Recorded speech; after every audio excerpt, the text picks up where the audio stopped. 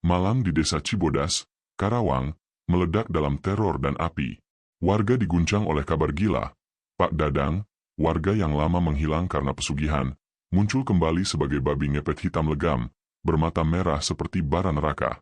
Dipimpin oleh Pak Udin yang hatinya hancur karena kematian istrinya, Bu Enok, warga desa bangkit dalam amarah dan ketakutan. Dengan obor, kayu, dan air suci, mereka memburu makhluk kutukan itu ke tengah hutan. Jeritan, darah, dan doa bercampur dalam malam yang berubah jadi neraka terbuka. Saat babi ngepet itu ditusuk dengan keris Bu Enok, darah hitamnya menyembur seperti racun dosa yang tumpah. Warga menyeret tubuhnya ke lapangan desa, mengikat, dan membakarnya hidup-hidup. Api berkobar tinggi, menerangi wajah-wajah penuh amarah dan duka. Ini bukan pembunuhan, ini penebusan. Teriak Pak Lurah Ujang, suaranya menggema di antara kobaran api dan jeritan makhluk malang itu. Namun yang paling mengguncang datang setelahnya. Daging gosong sang babi ngepet dipotong, dibagikan, dan dimakan bersama. Ritual mengerikan itu mereka sebut pelajaran pahit. Tanda bahwa keserakahan manusia harus dibakar dan ditelan, agar tak tumbuh lagi di hati siapapun. Pagi datang, Cibodas tampak tenang, tapi udara masih menyimpan bau daging terbakar dan kenangan darah. Di balik ketenangan itu, tersisa luka batin yang takkan pernah sembuh, dan pesan kelam yang menggema di tanah Karawang. Di lereng Bukit Cibodas, Karawang, desa kecil yang tersembunyi di antara hamparan sawah hijau yang bergelombang seperti napas bumi yang lelah, angin malam selalu datang dengan bisikan yang tak pernah berubah. Desa ini, dengan rumah-rumah panggung kayu jati yang sudah lapuk oleh waktu, adalah tempat di mana warga Sunda hidup dalam irama sederhana. Matahari terbit membangunkan ayam jago, doa subuh mengalir dari masjid kecil di tengah kampung, dan malam hari adalah saat roh-roh leluhur berjaga dalam mimpi. Tapi di balik kedamaian itu, ada sesuatu yang mengintai, sebuah kegelapan yang tak terlihat, seperti akar pohon beringin yang menyelusup ke dalam tanah, menyedot kehidupan tanpa ampun. Warga seperti Bu Enok, seorang janda tua dengan mata yang selalu basah oleh kenangan suami yang hilang di hutan belantara, sering merasakan getaran itu. Cibodas ini seperti ibu yang penyayang, tapi kadang ia marah tanpa alasan. Katanya pada anak-anak desa, suaranya gemetar seperti daun kering yang bergoyang. Malam itu, ketika bulan sabit menggantung tipis di langit hitam pekat, seperti senyum setan yang menyeringai, sebuah bayangan asing menyusup ke desa. Pak Dadang, pria parubaya dengan wajah yang dipahat oleh rahasia tak terucap, turun dari angkot reyot yang berhenti di pinggir jalan tanah merah. Tas besarnya, berat dan berdebu, seolah membawa beban dunia lain, mungkin jiwa-jiwa yang tak tenang, atau janji-janji gelap yang menunggu untuk ditepati. Ia berjalan pelan, langkahnya seperti hembusan angin yang dingin menusuk tulang, melewati pepohonan tinggi yang rantingnya bergoyang seperti jari-jari hantu yang meraih. Udara malam Cibodas tiba-tiba terasa lebih berat, pengap dengan bau tanah basah yang bercampur sesuatu yang amis, seperti darah yang belum kering. Bu Enok, yang sedang duduk di teras rumahnya sambil menenun kain tenun tradisional, merasakan bulu kuduknya berdiri tegak. Matanya menyipit ke arah kegelapan, di mana sosok Pak Dadang menghilang ke ujung desa, menuju gubuk tua yang sudah lama ditinggalkan. Gubuk yang konon pernah ditempati oleh seorang dukun pesugihan yang lenyap tanpa jejak, meninggalkan hanya bau kemenyan yang tak pernah hilang. Kenapa ia memilih Cibodas? Desa ini bukan tempat untuk orang luar. Ia adalah rahim bagi mereka yang lahir di sini, yang darahnya menyatu dengan tanah liat yang lengket. Pak Lurah Ujang, pemimpin desa dengan hati yang lemah lembut tapi penuh beban tanggung jawab, pernah bercerita tentang masa kecilnya, bagaimana ia pernah tersesat di hutan belakang desa dan mendengar suara tangis bayi yang bukan dari manusia. Itu roh yang haus, katanya, suaranya bergetar, menyentuh sisi terdalam dirinya yang selalu takut pada kegelapan yang tak kasat mata. Kini, dengan kedatangan Pak Dadang, rasa itu kembali, sebuah misteri yang merayap seperti kabut pagi, membungkus desa dalam ketakutan primal. Pak Udin, petani yang tangannya kasar oleh cangkul tapi jiwanya lembut seperti air sungai, merasakan getaran aneh saat ia pulang dari sawah.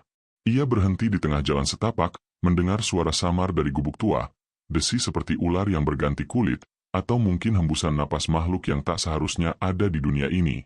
Bu Neng, istri Pak Udin, yang sedang menggendong bayinya di rumah sederhana mereka, tiba-tiba merasa dingin merambat di punggungnya. Bayinya menangis tanpa sebab. Suaranya menusuk seperti jeritan dari alam gaib. Ada yang salah, bisiknya pada diri sendiri, hatinya terkoyak oleh rasa takut yang mendalam, takut akan sesuatu yang tak terlihat, yang bisa mencuri kedamaian mereka seperti pencuri malam. Di gubuk tua itu, Pak Dadang menyalakan lilin kecil, cahayanya berkedip-kedip seperti mata yang mengintip dari kegelapan. Ia duduk di lantai tanah yang dingin, membuka tasnya, dan mengeluarkan benda-benda aneh. Botol kecil berisi cairan kental berwarna merah seperti darah yang mengental, dan sehelai kain hitam yang berbau amis. Matanya, gelap dan dalam seperti sumur tua, memandang keluar jendela ke arah desa yang tidur. Ketenangan, gumamnya sendirian, suaranya rendah dan bergema seperti gema dari makam. Tapi di balik kata itu, ada janji kegelapan, pesugihan yang menunggu untuk bangkit, siap menyayat jiwa-jiwa yang tak berdosa. Malam semakin larut, dan angin Cibodas berhembus lebih kencang, membawa suara-suara aneh, desis daun yang seperti bisikan setan, dan jauh di hutan, lolongan anjing yang terdengar seperti tangis manusia. Bu Enok bangun dari tidurnya yang gelisah, jantungnya berdegup kencang.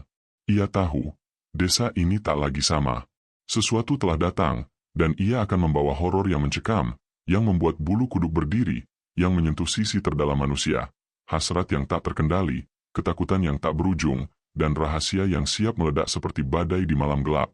Pagi di Cibodas selalu dimulai dengan kabut tipis yang merayap dari sungai kecil di belakang desa, seperti napas hantu yang enggan pergi saat fajar menyingsing. Sawah-sawah hijau yang biasanya membawa harapan baru kini terasa dingin, seolah tanah itu sendiri merasakan beban yang tak kasat mata sejak kedatangan Pak Dadang. Udara pagi itu pengap, bercampur bau embun dan sesuatu yang samar, bau amis yang menempel seperti dosa yang tak terampuni. Pak Udin, dengan tangan yang gemetar setelah semalaman gelisah, membuka kotak kayu tua di bawah dipan rumahnya. Kotak itu adalah harapannya satu-satunya, tabungan recehan yang dikumpulkan bertahun-tahun dari hasil panen padi yang pas-pasan, untuk biaya sekolah anak sulungnya, si Asep. Tapi saat ia membuka tutupnya, angin pagi seolah mengejek, kosong. Uang itu lenyap tanpa jejak, hanya meninggalkan debu dan bayang-bayang dingin yang merambat ke hatinya. Ya Allah, ini pasti mimpi buruk, gumam Pak Udin, suaranya pecah seperti tanah retak di musim kemarau.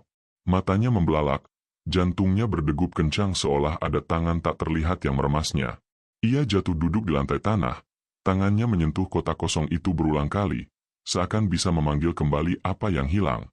Bu Neng, yang sedang menyapu halaman dengan sapu lidi, mendengar suara isak tertahan suaminya.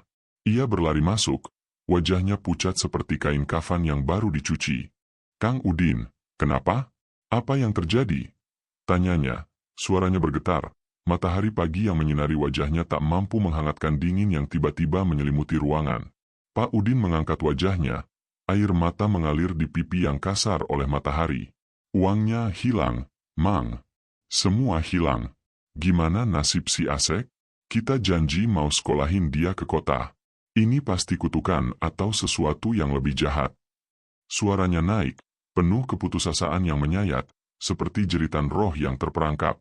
Bu Neng berlutut di sampingnya, memeluk bahunya yang gemetar.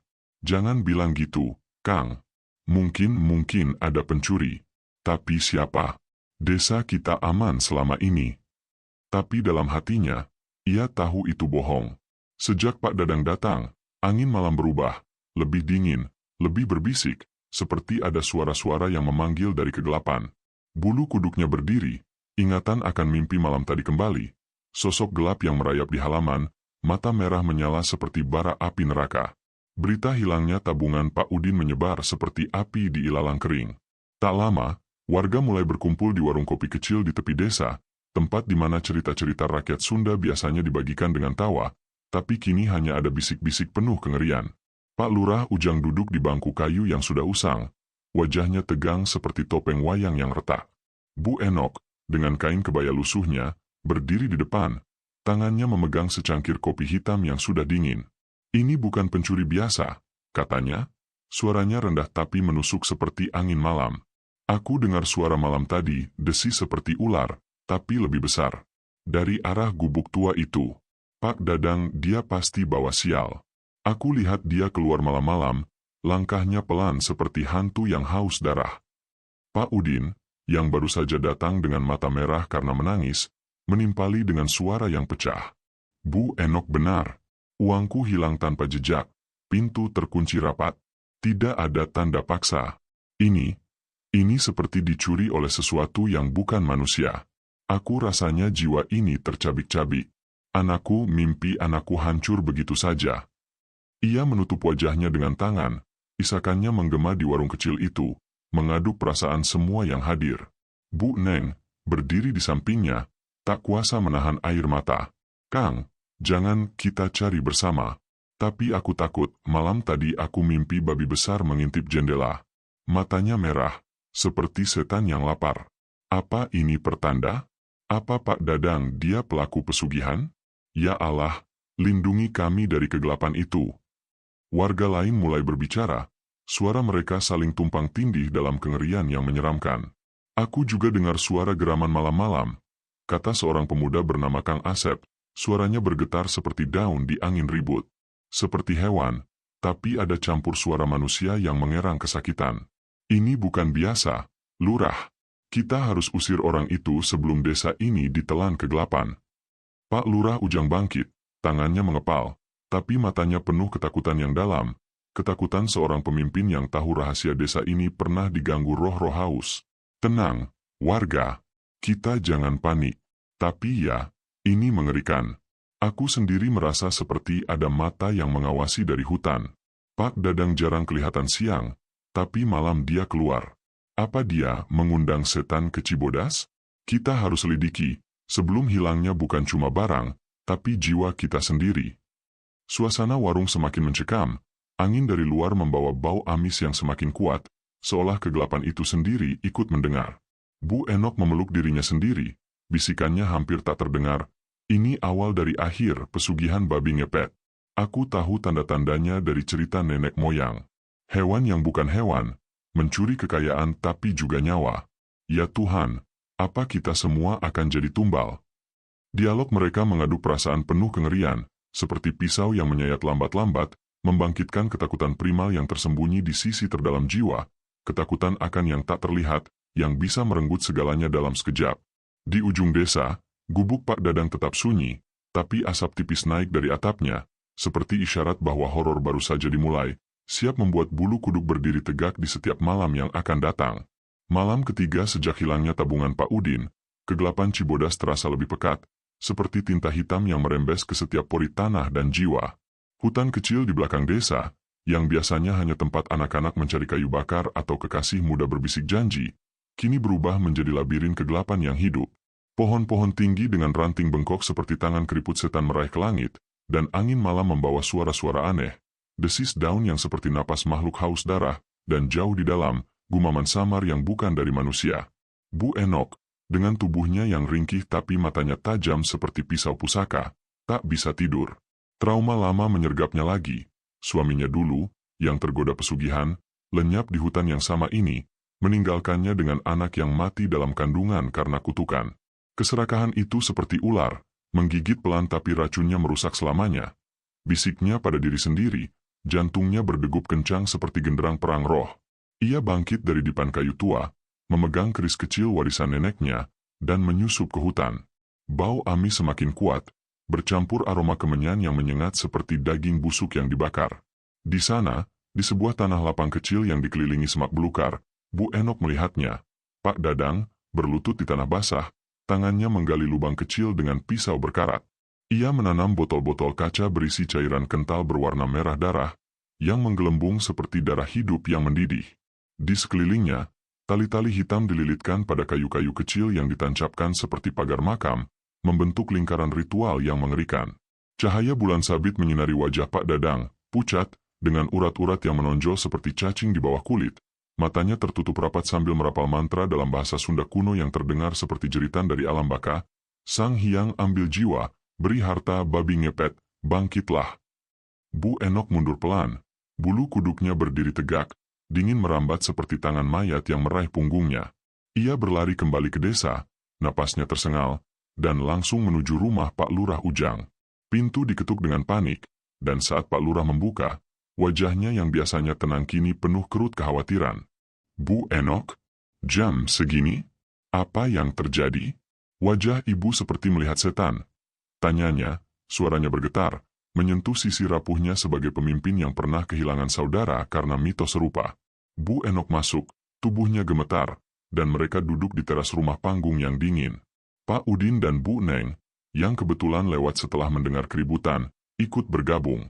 Udara malam semakin pengap, seolah hutan itu sendiri ikut mendengar. Aku lihat dia, lurah, Pak Dadang di hutan.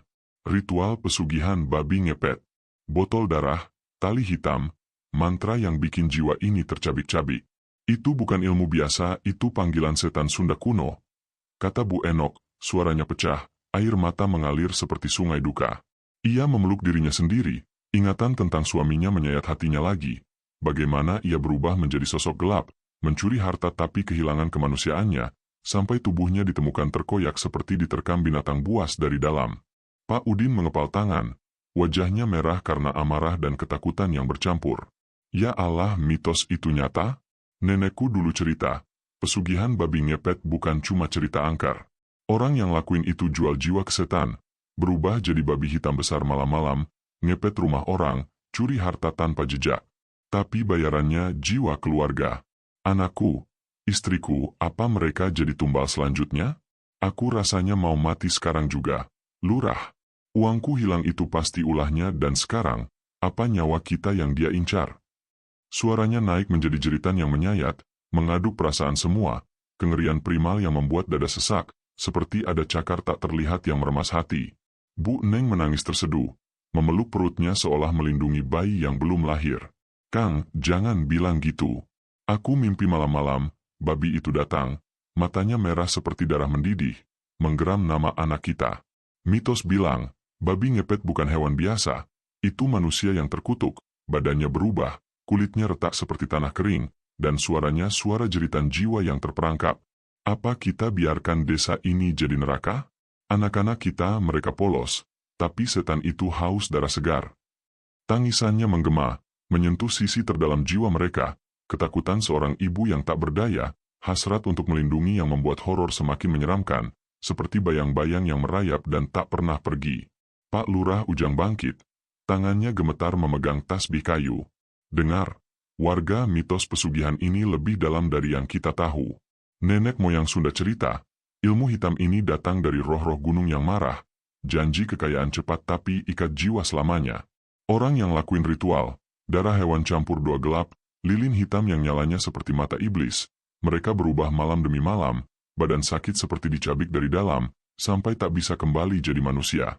Aku pernah lihat saudaraku dulu, mati dengan tubuh penuh luka cakar, matanya terbuka lebar penuh teror. Kita harus hentikan ini sebelum Cibodas jadi kuburan hidup. Tapi bagaimana? Doa saja tak cukup, setan itu licik, dan kutukannya menyayat jiwa kita pelan-pelan, sampai tak ada yang tersisa kecuali kegelapan.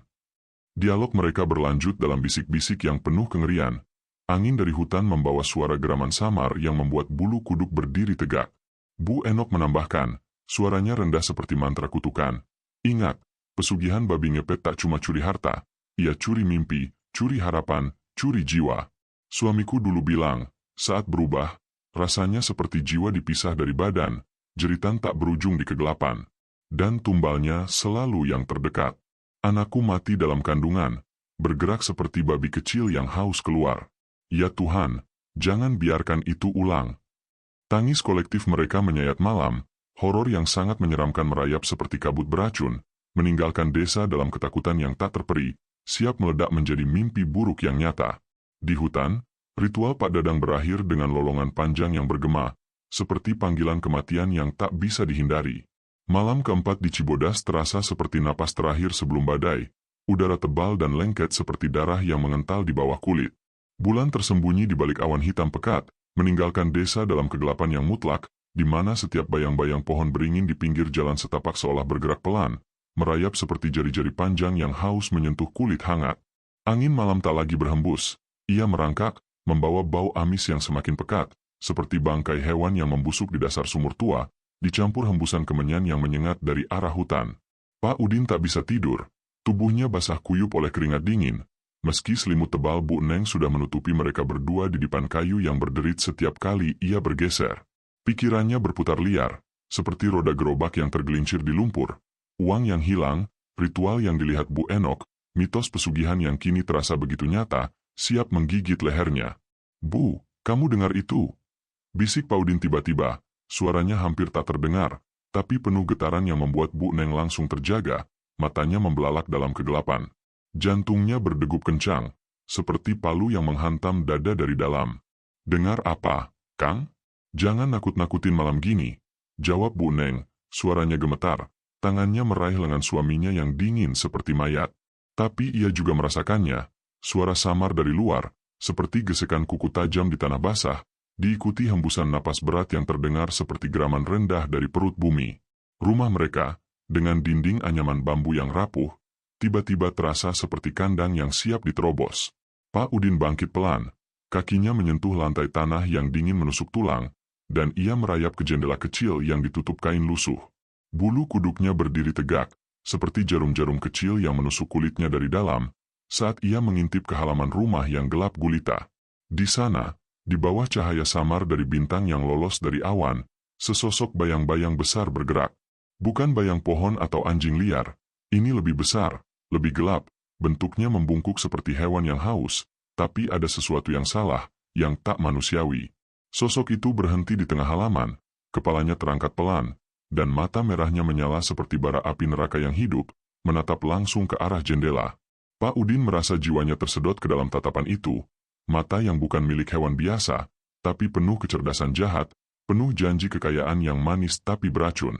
Bau amis menyusup melalui celah jendela, begitu kuat hingga membuat perutnya mual, seperti menghirup darah segar yang dicampur tanah kubur. "Babi, itu babi ngepet," gumam Pak Udin, suaranya pecah, tubuhnya membeku di tempat. Sosok itu menggerakkan kepalanya, moncongnya yang panjang dan basah berkilau dalam kegelapan, gigi-giginya yang tajam seperti pisau berkarat terlihat sesaat saat ia menggeram rendah, suara yang bergema di dada Pak Udin, seperti jeritan jiwa yang terperangkap dalam tubuh binatang. Bu Neng merangkak mendekat, tangannya memegang bahu suaminya dengan erat, tapi saat ia melihat keluar, jeritannya tertahan di tenggorokan.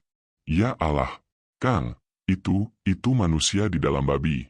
Lihat matanya seperti mata Pak Dadang, tapi penuh setan," bisiknya. Air mata mengalir panas di pipinya, tubuhnya gemetar hebat hingga giginya bergemeletuk. Ketegangan memuncak seperti busur panah yang ditarik hingga hampir putus. Setiap detik terasa seperti abadi, di mana sosok itu mulai bergerak lagi. Langkahnya pelan tapi berat, meninggalkan jejak kaki yang aneh di tanah, campuran kuku babi dan telapak manusia yang retak. Pak Udin merasa napasnya terhenti, pikirannya dipenuhi bayangan mengerikan. Apa jika sosok itu mendekat? Apa jika ia menerobos pintu, mencuri bukan hanya harta tapi jiwa mereka? Hasrat terlarang menyusup ke benaknya, kekayaan yang dijanjikan pesugihan, uang yang bisa mengubah hidup mereka, tapi dicampur horor yang menyayat, gambar tubuhnya sendiri berubah, kulitnya meregang seperti kain robek, jeritan dari dalam yang tak berujung. Pagi harinya, saat matahari menyingsing lemah, Pak Udin keluar dengan hati yang hancur. Tak ada jejak di halaman, hanya tanah basah yang licin, dan bau amis yang masih menempel samar. Ia ragu pada penglihatannya sendiri, kewarasannya retak seperti cangkang telur yang rapuh. "Apa itu nyata, Bu? Atau aku gila karena takut?" tanyanya pada Bu Neng, suaranya penuh keputusasaan yang menyayat. Tapi di dalam hatinya, ia tahu, horor baru saja dimulai, ketegangan merayap lebih dalam, siap membuat setiap malam berikutnya menjadi mimpi buruk yang tak terlupakan, di mana bulu kuduk tak pernah turun, dan kegelapan Cibodas semakin lapar.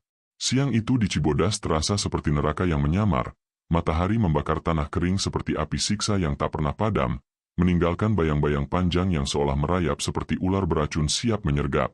Warung kopi kecil di tepi desa, dengan atap seng karatan yang bocor seperti luka terbuka, menjadi sarang bagi warga yang hati mereka sudah retak-retak oleh ketakutan. Bau kopi hitam pekat bercampur asap rokok kretek yang menyengat, tapi tak mampu menutupi aroma amis yang kini menempel di udara seperti darah kering yang tak mau hilang. Pak Udin duduk di bangku kayu yang reyot, wajahnya kusam seperti mayat yang baru bangkit, matanya merah karena malam tanpa tidur yang dipenuhi jeritan dalam mimpi. "Sialan, itu babi setan kemarin malam nyaris robek jiwa gue," umpatnya kasar, suaranya tajam seperti pisau yang menusuk daging, mengaduk perasaan semua yang mendengar, amarah yang menyayat, campur keputusasaan yang membusuk dari dalam. Bu Neng, duduk di sampingnya dengan tubuh gemetar seperti daun kering di angin ribut, menambahkan dengan suara pecah yang menohok hati, "Lo semua pada buta apa? Gue mimpi babi itu berubah jadi manusia. Kulitnya robek-robek seperti kain busuk, darahnya netes-netes sambil geram nama anak gue. Itu bukan mimpi biasa, itu ancaman dari neraka." Pak Dadang, bajingan itu, pasti dia yang panggil setan pesugihan. Gue rasanya mau gila, jiwa ini kayak dicabik-cabik pelan-pelan. Tangisannya meledak, kasar dan menyayat seperti jeritan perempuan yang kehilangan segalanya, membuat warga lain menunduk, hati mereka terkoyak oleh gambar mengerikan itu, sosok babi dengan wajah manusia yang terdistorsi, mata merah menyala seperti lubang neraka, siap menelan jiwa-jiwa polos. Pak Lurah Ujang, yang biasanya bijaksana seperti pohon beringin tua, kini wajahnya tegang seperti topeng kematian, tangannya mengepal tasbih kayu hingga jarinya memutih. Dengerin gue, warga. Jangan pada bego. Desas-desus ini bukan gosip murahan. Ini kutukan nyata yang lagi merayap ke desa kita seperti racun di darah.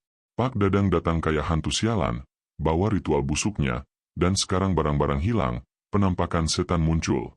Kalau kita diam aja, besok anak-anak kita yang jadi tumbal, dicabik-cabik di kegelapan malam.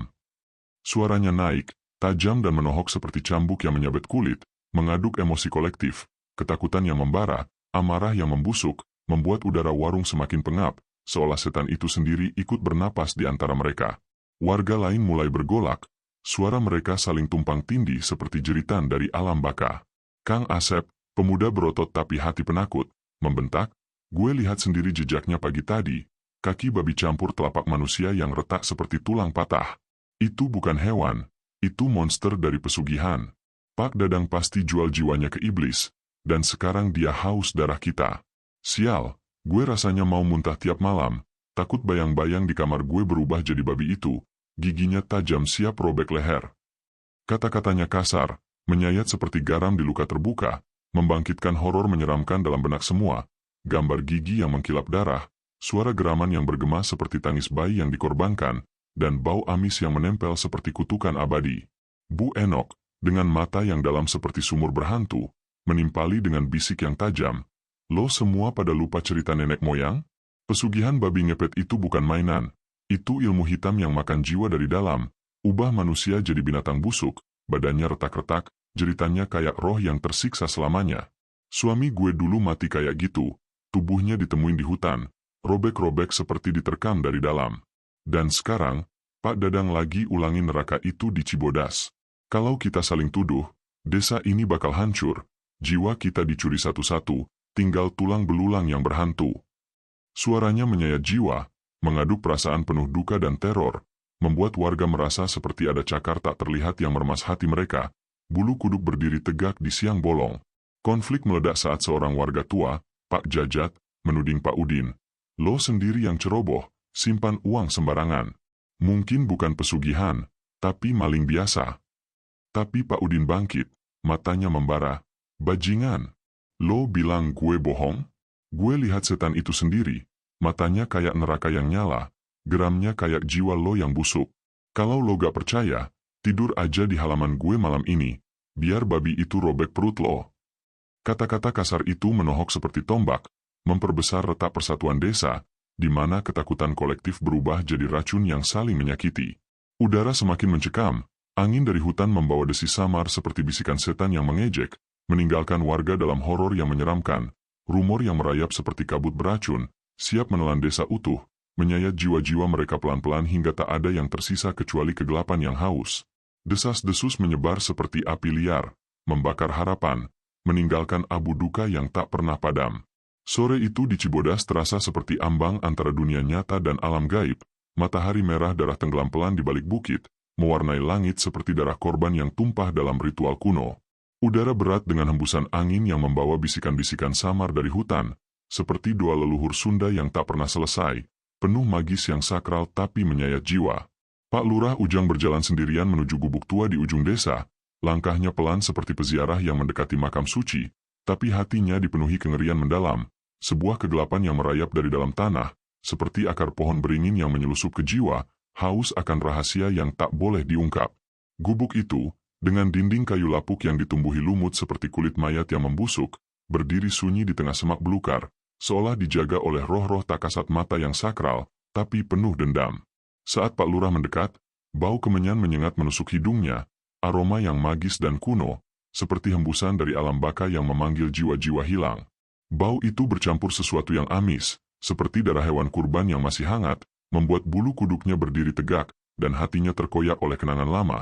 Saudaranya yang lenyap karena tergoda ilmu hitam, tubuhnya ditemukan dengan mata terbuka lebar, penuh teror sakral yang tak terucap.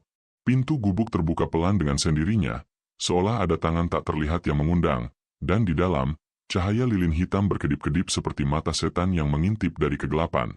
Pak Dadang duduk di lantai tanah, wajahnya pucat seperti kain kafan, matanya dalam seperti sumur berhantu, dan di sudut ruangan, bayangan samar bergerak pelan, bukan angin, tapi sesuatu yang hidup, yang sakral tapi mengerikan, seperti roh pesugihan yang menunggu tumbal. Pak Dadang, sapa Pak Lurah dengan suara rendah, gemetar seperti doa yang dipanjatkan di malam buta. Saya datang bukan sebagai lurah, tapi sebagai saudara. Desa ini, Cibodas ini seperti ibu yang sedang sakit, jiwanya terkoyak oleh sesuatu yang tak terlihat. Apa yang Anda bawa ke sini? Bau ini, seperti panggilan dari leluhur yang marah, magis yang sakral tapi menyayat hati kami semua. Pak Dadang mengangkat wajahnya pelan, senyum tipis muncul di bibirnya seperti retak di batu suci, tapi matanya penuh kesepian yang mendalam, seperti jiwa yang terikat kontrak abadi dengan kegelapan. Lurah Ujang, ketenangan. Saya datang mencari ketenangan, seperti peziarah yang haus akan rahasia alam. Desa ini, tanahnya subur dengan magis Sunda kuno, roh-roh yang sakral menjaganya. Apa yang Anda takutkan? Hanya hembusan angin, atau doa yang tak selesai? Pak Lurah melangkah masuk, tubuhnya merinding saat bayangan di sudut ruangan bergerak lagi, samar seperti siluet babi yang setengah manusia, mata merahnya menyala sesaat sebelum lenyap. Di belakang Pak Dadang, tersembunyi di balik kain hitam, terlihat barang-barang mewah yang tak pantas, gelang emas berkilau seperti janji setan, dan botol cairan merah yang menggelembung pelan, seperti darah hidup yang bernapas. Jangan bohongi saya, Pak. Ini bukan ketenangan, ini kutukan. Saya menciumnya, bau kemenyan yang sakral, tapi penuh kengerian mendalam, seperti roh pesugihan yang haus jiwa. Barang-barang ini dari mana? Desa kami sederhana, tapi sekarang malam-malam dipenuhi geraman dari alam gaib. Anak-anak kami menangis, istri-istri kami bermimpi darah. Apa Anda jual jiwa Anda untuk ini? Saya pernah kehilangan saudara karena magi seperti ini. Jiwanya terkoyak pelan-pelan, sampai tak ada yang tersisa kecuali bayang-bayang yang menyayat hati. Suara Pak Lurah pecah, emosional yang menyayat seperti pisau pusaka yang menusuk dada, air mata mengalir pelan, menyentuh sisi terdalam dirinya, penyesalan sebagai pemimpin yang tak bisa lindungi warganya dari kegelapan sakral. Pak Dadang diam sejenak, matanya memandang ke kegelapan di sudut, di mana bayangan itu berbisik samar, seperti mantra kuno yang memanggil. Jiwa, apa itu jiwa? Lurah? Hanya hembusan magis yang sakral, terikat pada tanah ini. Saya datang karena panggilan, roh leluhur Sunda yang haus penebusan. Kekayaan? Itu hanya bayang, tapi kengeriannya itu yang mendalam, yang menyayat seperti doa yang tak terkabul. Anda takut? Baiklah, tapi ingat, setiap desa punya rahasia, dan Cibodas ia lapar akan tumbal. Dialog mereka minimalis, tapi penuh muatan emosional yang menyayat jiwa, seperti ritual sakral yang tak boleh diganggu, kesepian Pak Dadang yang terasa seperti kutukan abadi, penyesalan Pak Lurah yang membusuk dari dalam. Saat Pak Lurah berdiri untuk pergi, angin dari dalam gubuk berhembus dingin, membawa geraman rendah yang magis, membuatnya merasa diawasi oleh sesuatu yang tak kasat mata, roh pesugihan yang siap bangkit. Ia keluar dengan hati terkoyak, kengerian mendalam merayap seperti kabut gaib, meninggalkan gubuk itu dalam kegelapan yang semakin pekat, siap menyayat malam-malam berikutnya dengan magis yang tak terelakkan. Malam ke-6 di Cibodas terasa seperti hembusan terakhir sebelum kegelapan mutlak menelan segalanya. Angin dari hutan berhembus pelan tapi menusuk seperti jarum es yang merayap ke tulang sumsum, membawa bisikan-bisikan samar yang bukan dari dunia ini, suara desi seperti roh leluhur yang haus penebusan, dicampur lolongan jauh yang mengerikan, seperti jeritan jiwa yang terkoyak dalam ritual terlarang. Rumah Pak Lurah Ujang, dengan lentera minyak yang berkedip lemah seperti napas karat, menjadi tempat berkumpulnya warga yang hati mereka sudah retak-retak oleh horor yang merayap. Udara di dalam ruangan pengap, bercampur bau keringat dingin dan kemenyan yang dibakar Bu Enok untuk mengusir roh jahat, tapi justru membuat bayang-bayang di dinding bergoyang seperti makhluk hidup yang mengintai, siap menerkam dari kegelapan. Bulu kuduk warga berdiri meremang, emosi ketakutan mereka membara seperti api neraka yang tak terlihat, menyayat jiwa pelan-pelan hingga tak ada yang tersisa kecuali getaran primal yang membuat tubuh gemetar tak terkendali. Pak Lurah Ujang berdiri di tengah ruangan, Wajahnya pucat seperti kain kafan yang basah oleh air mata tak kasat mata, tangannya memegang tasbih kayu yang sudah aus, tapi jarinya gemetar seperti daun di angin ribut. "Warga, saudara-saudaraku," bisiknya, suaranya rendah tapi menyayat seperti mantra sakral yang rusak. "Kita tak bisa lagi diam seperti domba menunggu penyembelihan. Pesugihan itu, ilmu hitam yang magis dan misterius, sudah merayap ke desa kita seperti kabut beracun dari alam gaib. Kita harus jaga malam ini, pantau gubuk sialan itu diam-diam, sebelum babi ngepet itu bangkit lagi, robek jiwa kita satu persatu." Matanya membelalak, penuh kengerian mendalam yang membuat warga lain menunduk, hati mereka terkoyak oleh gambar mengerikan. Sosok babi dengan kulit retak seperti tanah kering, mata merah menyala seperti lubang neraka, dan geraman yang bergema seperti panggilan kematian dari roh-roh haus darah. Bu Enok, duduk di sudut dengan botol air suci yang diambil dari mata air sakral di gunung, tangannya memegang keris pusaka yang bergetar pelan seolah hidup, menambahkan dengan suara gemetar yang penuh magis. "Ya Allah, roh nenek moyang sudah bisik ke gue malam tadi, dalam mimpi yang mencekam seperti neraka hidup. Kita butuh doa Sunda kuno, air suci ini yang dicampur mantra leluhur, untuk lindungi kita dari kutukan itu. Tapi ingat, magis pesugihan ini misterius dan horor. Ia bisa balik, robek iman kita dari dalam, ubah kita jadi monster yang haus. Gue takut. Gue rasanya jiwa ini sudah setengah hilang, bulu kuduk gue meremang terus, seperti ada tangan mayat yang raih dari kegelapan." Tangisannya pecah, emosional yang menyayat jiwa warga, membuat Kang Asep, pemuda yang biasanya gagah, mundur pelan, wajahnya basah keringat dingin. "Bu, jangan bilang gitu. Gue lihat bayang itu di mimpi, babi setan dengan gigi tajam seperti pisau berkarat, menggeram nama gue. Kita harus bawa senjata. Tapi apa gunanya besi lawan magis horor ini? Gue ketakutan banget, rasanya mau mati sekarang juga." Pak Udin, yang memimpin rencana bersama Bu Enok, bangkit dengan mata membarat tapi penuh air mata. Suaranya kasar tapi menyayat seperti jeritan dari alam baka. "Dengerin gue. Kita bersembunyi di hutan malam ini, dekat gubuk Pak Dadang yang terkutuk itu. Bawa air suci, doa, dan iman. Tapi jangan bohongi diri, ini horor mengerikan yang magis, misteri yang bisa bikin bulu kuduk lo meremang selamanya. Gue udah lihat penampakannya, badannya berubah pelan seperti daging yang meleleh, jeritannya kayak roh yang tersiksa abadi. Kalau kita gagal, desa ini jadi kuburan hidup, jiwa kita jadi tumbal setan. Bu Neng, anak gue takut mereka dicabik di kegelapan." Ia jatuh berlutut, isakannya menggema, mengaduk emosi ketakutan warga hingga mereka saling peluk, tubuh gemetar seperti daun di badai gaib, bulu kuduk berdiri meremang seolah dipanggil oleh kegelapan itu sendiri. "Bu Neng," dengan bayi di gendongannya yang menangis pelan seperti pertanda buruk, bisik dengan suara pecah. "Kang, jangan pergi. Magis ini terlalu horor, misterius seperti roh yang haus darah segar. Gue mimpi malam tadi, hutan hidup, pohon-pohon meraih seperti tangan hantu, dan babi itu muncul dari kabut, matanya nyala penuh dendam sakral. Kita bisa mati." Jiwa terkoyak pelan-pelan. Tapi Pak Lurah menengahi, suaranya seperti doa yang sakral tapi mencekam. "Kita harus.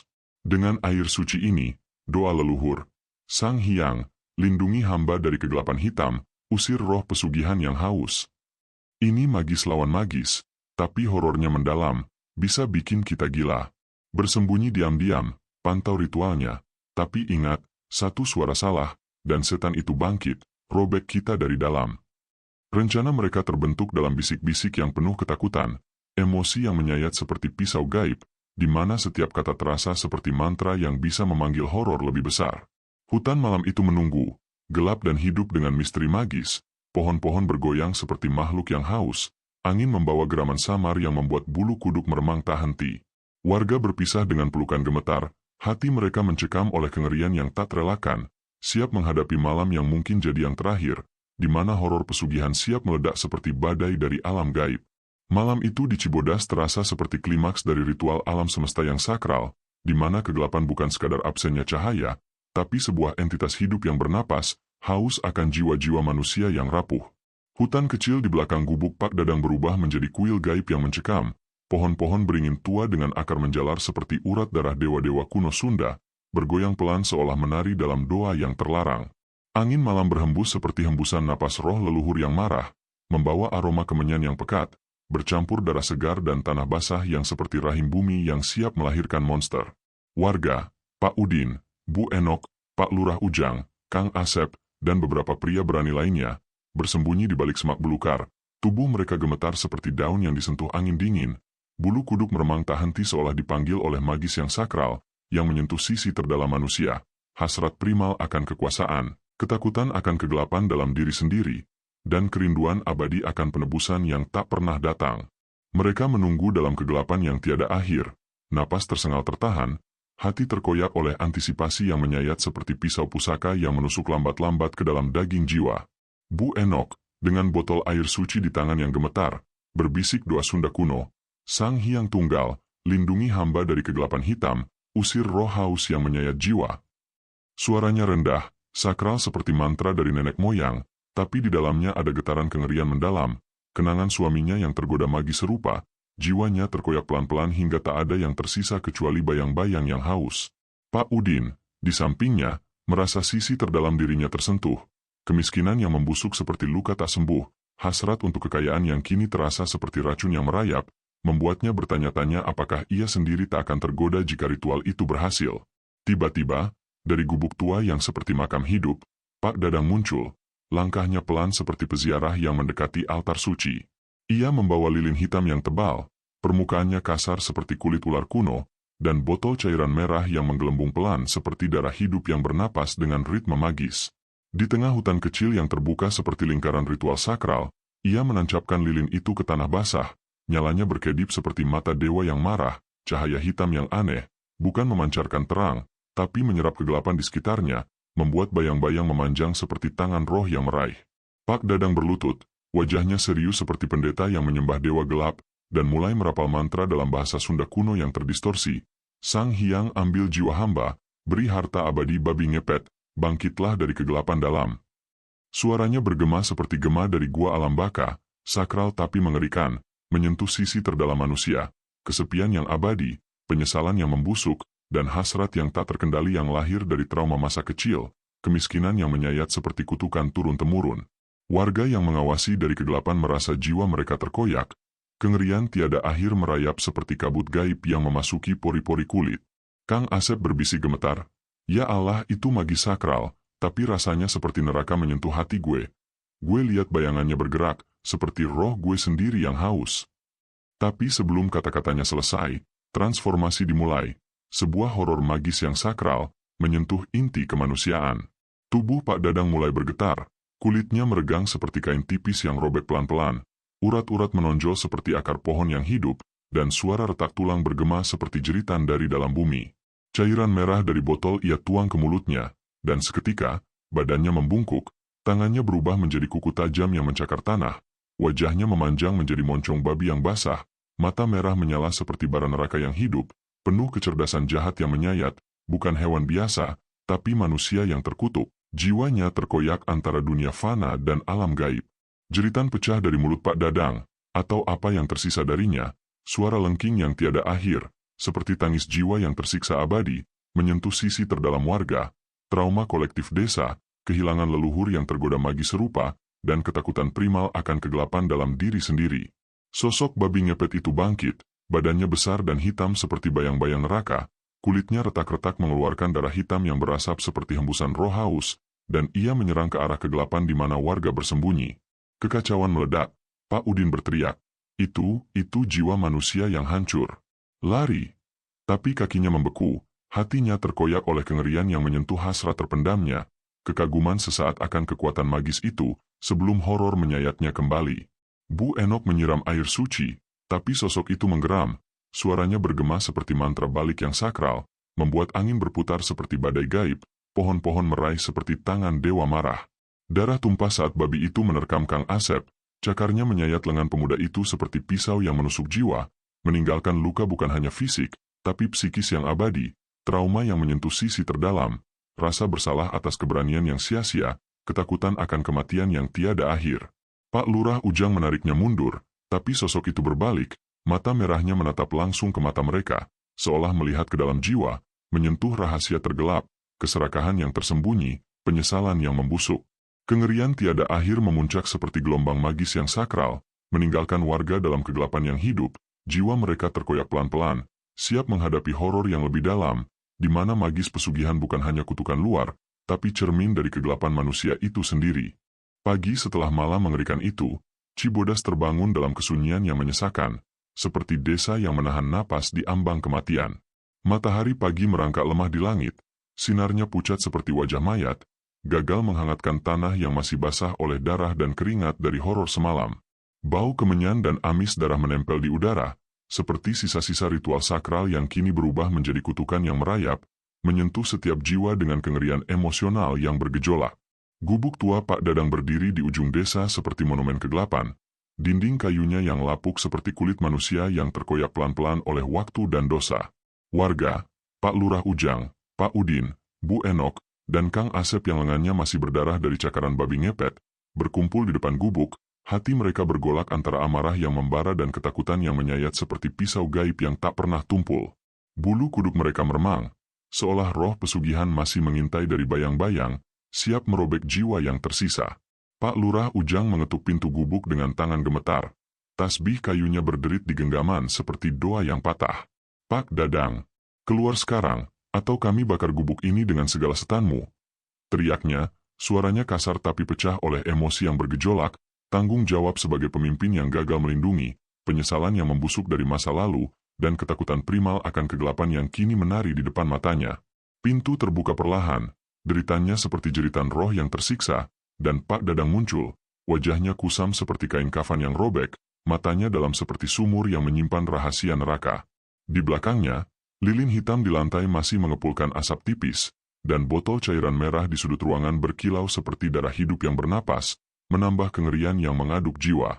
Apalagi, Lurah, kalian datang seperti serigala yang haus darah, tapi takut pada bayang sendiri, kata Pak Dadang, suaranya rendah tapi menyayat, seperti mantra yang penuh racun magis, menyentuh sisi terdalam manusia, kesepian yang abadi, hasrat yang tak terkendali. Pak Udin melangkah maju, matanya merah membara, tangannya mengepal hingga kuku mencakar telapaknya sendiri. Jangan pura-pura suci, setan. Lo ubah diri lo jadi babi ngepet, robek harapan anak gue, curi tabungan gue. Malam tadi lo cakar Kang Asep, lo mau jiwa kami semua, ya? Gue rasanya jiwa ini sudah setengah mati, lo bajingan terkutuk. Teriakannya menggema, emosional yang bergejolak seperti badai yang merobek hati, membuat warga lain menunduk, air mata mereka mengalir pelan, terkoyak oleh trauma kolektif, kehilangan, kemiskinan, dan horor yang kini nyata di depan mereka. Bu Enok, dengan keris pusaka di tangan, melangkah mendekat, matanya penuh duka yang mendalam seperti sumur kematian. Lo tahu apa yang lo lakukan, Dadang? Pesugihan itu bukan cuma curi harta, ia curi jiwa, robek keluarga dari dalam. Suami gue dulu kayak lo, tergoda magis busuk itu, dan anak gue mati dalam perut, geraknya kayak babi kecil yang haus keluar. Lo bawa neraka ke Cibodas, dan sekarang jiwa kami terkoyak pelan-pelan. Lo dengar jeritan kami malam-malam. Suaranya pecah, menyayat seperti pisau yang menusuk hati warga, mengadu kengerian emosional yang bergejolak, gambar anak yang tak lahir, jiwa yang tersiksa, dan kutukan yang tak pernah berakhir. Pak Dadang tiba-tiba tersenyum tipis, tapi bukan senyum manusia. Itu senyum roh yang terikat kontrak gaib, penuh keputusasaan yang menyentuh sisi terdalam.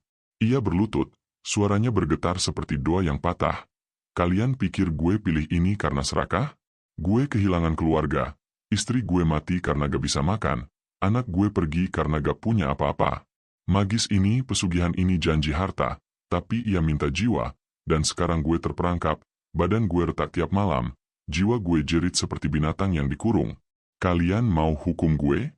Lakuin. Tapi kutukan ini gak berhenti di gue, Cibodas sudah ditandai, roh haus itu lapar selamanya.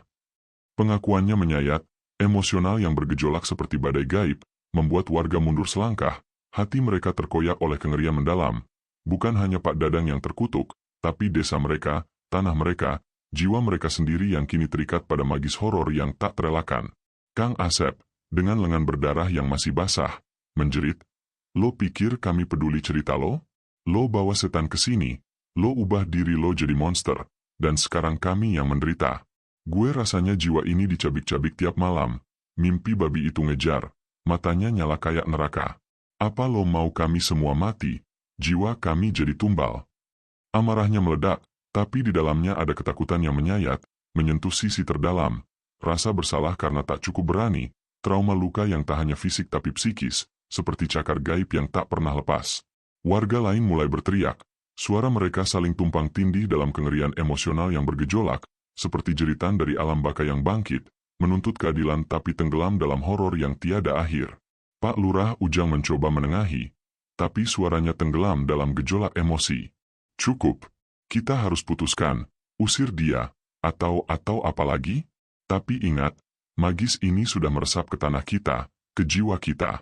Apa kita cukup kuat untuk lawan, atau kita juga akan jatuh, tergoda seperti dia? Kata-katanya menyayat, mengaduk pertanyaan mengerikan. Apakah mereka berbeda dari Pak Dadang, atau apakah hasrat dalam diri mereka sendiri, kemiskinan, keputusasaan, akan menyeret mereka ke kegelapan yang sama? Gubuk itu tiba-tiba bergetar pelan, seperti dipanggil oleh roh pesugihan yang masih lapar, dan dari dalam, suara geraman rendah terdengar, membuat bulu kuduk warga meremang, hati mereka bergolak dalam kengerian yang tak terperi, siap menghadapi horor berikutnya yang sudah menanti di malam yang tak pernah usai. Malam itu di Cibodas terasa seperti neraka yang meledak dari perut bumi, kegelapan pekat seperti darah mengental yang menyelimuti segalanya, angin berhembus ganas seperti hembusan nafas setan yang haus pembalasan sadis. Hutan di belakang desa berubah menjadi arena penyiksaan brutal, pohon-pohon beringin tua mencakar langit seperti cakar monster yang siap merobek daging hidup, dan suara desis daun terdengar seperti bisikan kejam yang menjanjikan kematian lambat dan menyayat. Bu Neng, yang baru saja pulang dari konfrontasi di gubuk Pak Dadang, berjalan sendirian di jalan setapak yang gelap, bayinya menangis pelan di gendongannya seperti pertanda maut yang tak bisa dihindari. Hatinya sudah retak-retak, emosional bergejolak seperti lahar yang mendidih, amarah pada Pak Dadang yang kejam, ketakutan primal akan kutukan pesugihan yang brutal, dan penyesalan mendalam atas kehidupan sederhana yang kini hancur seperti tubuh yang dicabik binatang buas. Tiba-tiba, dari kegelapan hutan, suara geraman rendah bergema seperti jeritan jiwa yang disiksa abadi, membuat bulu kuduk Bu Neng meremang seperti jarum-jarum yang menusuk kulit dari dalam. Ia berhenti, jantungnya berdegup sadis seperti palu yang menghantam dada berulang kali, napasnya tersengal. Ya Allah, jangan sekarang, bisiknya, suaranya pecah menyayat seperti kaca yang retak di bawah tekanan brutal. Sosok babi ngepet muncul dari bayang-bayang, lebih besar dari sebelumnya, badannya hitam pekat seperti malam neraka, kulitnya retak-retak mengeluarkan darah hitam yang berasap seperti racun kejam yang merayap. Matanya merah menyala seperti bara api yang haus, penuh dendam brutal yang tak berujung, giginya tajam seperti pisau berkarat yang siap merobek daging hidup dengan sadis. Itu bukan lagi hewan, itu perwujudan kegelapan manusia, jiwa Pak Dadang yang sudah hancur, terikat kontrak gaib yang kejam, siap membantai siapa saja sebagai tumbal terakhir. Bu Neng berlari, tapi kakinya terasa berat seperti diikat rantai kutukan. Bayinya menjerit histeris seperti tangis korban yang disiksa. Sosok babi itu mengejar dengan langkah berat yang brutal, setiap hentakan kakinya meninggalkan jejak darah dan tanah yang tercabik, suaranya menggeram seperti lolongan setan yang haus darah segar.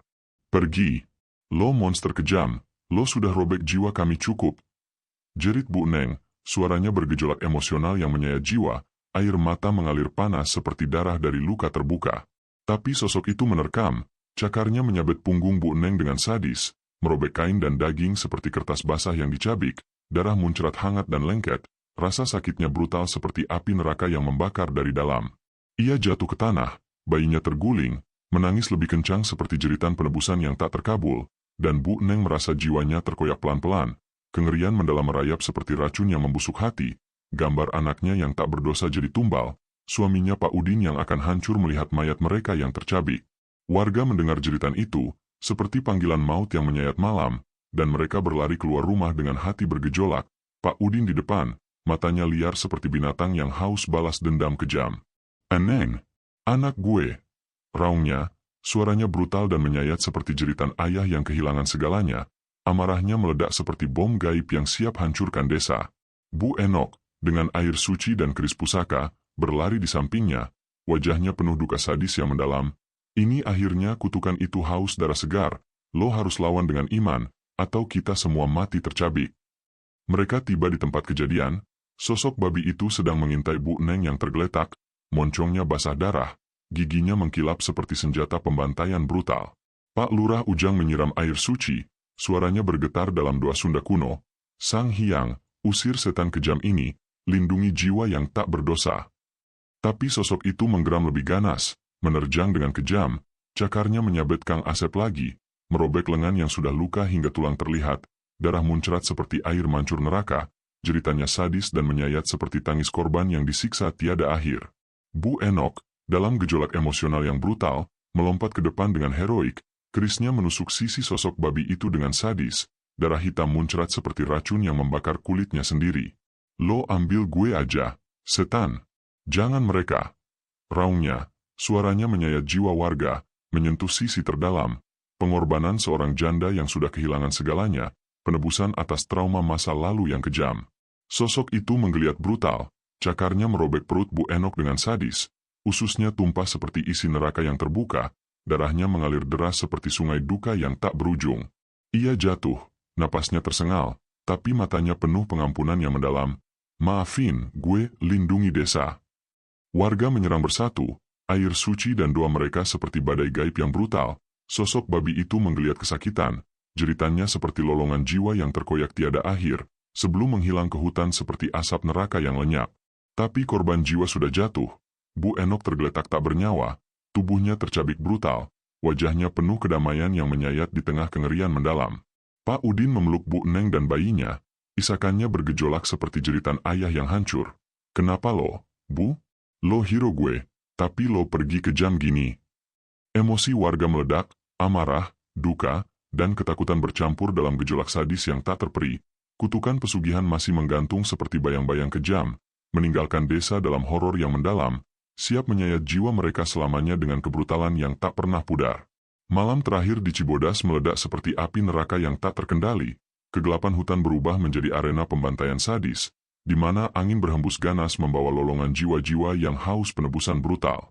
Sosok babi ngepet, Pak Dadang yang sudah lenyap dalam kutukan pesugihan, badannya hitam pekat seperti dosa abadi yang membusuk, muncul lagi dari kegelapan, matanya merah menyala seperti darah mendidih yang siap tumpah.